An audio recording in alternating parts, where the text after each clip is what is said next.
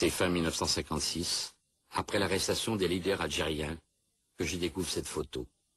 Je crois encore à des bavures, mais je ne comprends pas que nos élites ne sanctionnent pas les officiers responsables de ces atrocités. Naïf, je n'imagine pas que les autorités couvrent les militaires afin de garder l'Empire français. Autant je réagis aux exactions, autant je ne saisis pas la gravité d'une mesure qui concerne une famille algérienne sur 4. Dès 1955, l'armée regroupe la population dans des camps, officiellement pour la protéger, en fait, pour priver l'ennemi de tout soutien. Ces regroupements, conçus par les autorités militaires, ne s'appuient sur aucun texte législatif. Plus de 2 millions de civils connaîtront ce sort. La pacification, ça consistait pour l'armée à raser les fermes isolées des fellahs dans le bled, pour les obliger à reconstruire de leurs propres mains leur mechta autour des postes militaires français, le tout cerclé avec des barbelés, pour faire ce que la France appelait des villages nouveaux ou villages de regroupement, et qui n'étaient rien d'autre que des camps de concentration de population civile.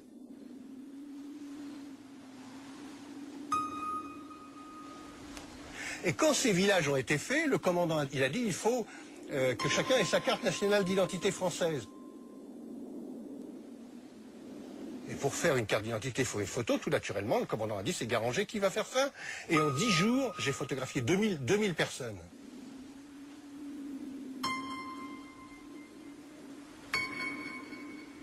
J'ai mis toutes ces photos sur le bureau du capitaine français. Il s'est mis à hurler. Venez voir comme elles sont laides. Venez voir ces macaques, on dirait des singes. Si la France butait Dufresne, comme elle le disait couramment, à tour de bras, et avec une telle facilité, c'est que c'était pas des êtres humains, c'était des bêtes.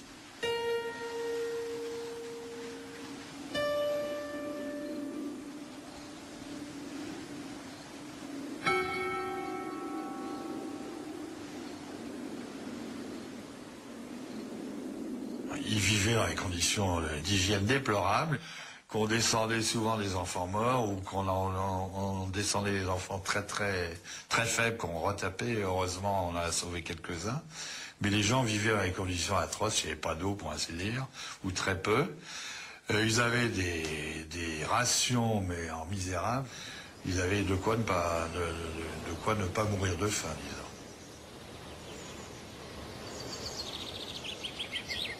On accordait le droit aux Algériens d'aller travailler leurs champs 4 heures par jour, mais comme en général ces camps se trouvaient à des kilomètres de leurs champs, ils ne pouvaient pas y aller. Et donc toutes les personnes prises les armes, sans armes ou avec les armes à la main dans ces zones interdites étaient déclarées faits de la guerre. Voilà, donc soit éliminé tout de suite, soit suspecté, emmené dans un camp, torturé et descendu. Et ça, on l'oublie complètement. Face aux horreurs vécues, des familles algériennes alertent directement les autorités françaises.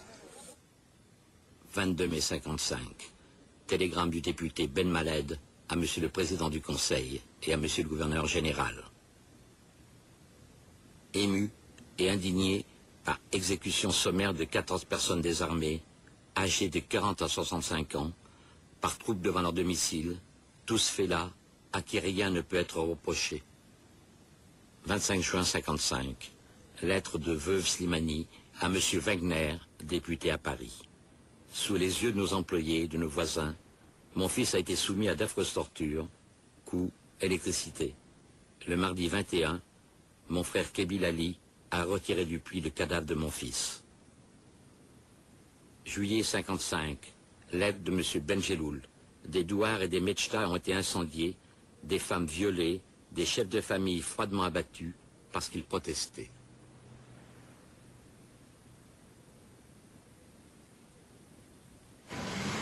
Ces plaintes ne trouvent pas d'écho en métropole.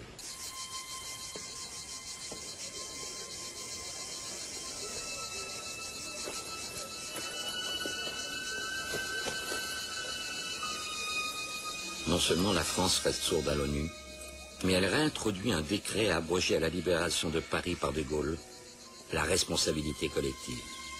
Ainsi, chaque habitant d'un village est tenu responsable d'actes d'un des siens. Les Algériens, considérés comme suspects, se trouvent internés sans jugement sur ordre du préfet.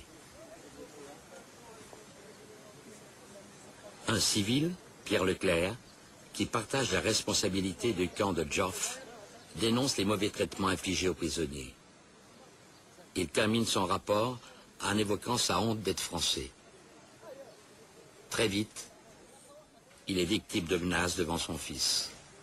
Des officiers sont venus chez nous, sont passés devant nous, je dirais, sans nous saluer, ont occupé pratiquement la maison, se sont installés avec mon père dans une pièce, un petit bureau annexe, et nous avons entendu les éclats de voix, les menaces.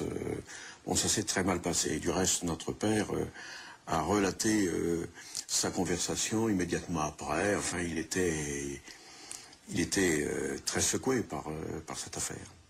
Et c'était une menace de mort, très directement.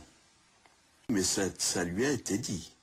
Nous avons entendu dire, si vous restez ici, de toute façon, vous disparaîtrez, et tout ça, on mettra ça sur le dos d'une attaque du camp, ou quelque chose de semblable.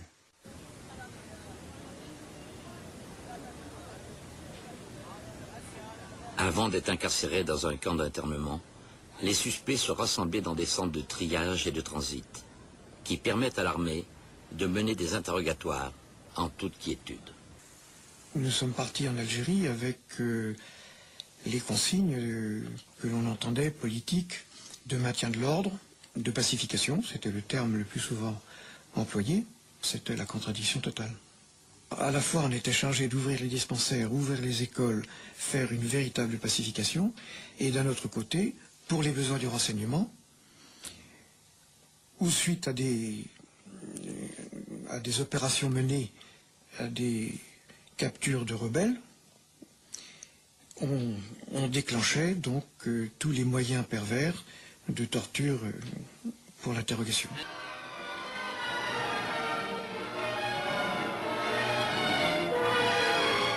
Et la nuit, on entendait les hurlements de ces gens. Et donc récupérer le matin les enfants alors qu'ils avaient entendu dans le camp les hurlements de leur peut-être père, ou amis, c'était quand même pas très évident. Stanislas Hutin, fils d'un journaliste, prit de nombreuses photos de ses élèves, et entre autres, du petit Boutout. Il y a un gosse de 14 ans, par exemple, qui avait été pris lors d'une embuscade, je raconte ça dans mon journal, le petit Boutout, qui lui a été également passé à la magnéto. Je l'ai entendu la nuit, j'ai cru d'ailleurs au départ que c'était des cris de chacal, et je n'arrivais pas à penser et à concevoir que c'était le gosse que l'on torture. Comme il y avait d'autres prisonniers, je pensais que c'était les autres. Et c'est le matin que j'ai appris que c'était bien lui, le gamin, qui avait été passé à la magnéto. Je crois qu'il a fallu malheureusement attendre près de 40 ans pour qu'il y ait des aveux, je dirais, de personnalité. Tant est qu'on puisse être une personnalité quand on pratique des choses comme celle-là. Mais il faut bien dire qu'il a fallu attendre 30 ans ou 40 ans pour que, finalement, on ne puisse pas dire « ce n'est pas vrai ». Et dire « ça a été vrai, c'est vrai, je l'ai fait, je l'ai pratiqué, je n'ai pas de jugement à porter sur le général Massu ou le colonel Ossarès ou autre, mais que chacun prenne ses responsabilités. » Mais l'opinion publique française est largement complice de tout ce qui s'est passé. C'est-à-dire ? C'est-à-dire que je pense qu'on a une certaine idée de la France qui se révolte par rapport à des pratiques comme celle-là, mais finalement, quand on sait qu'elles ont eu lieu, on essaie de s'en défendre.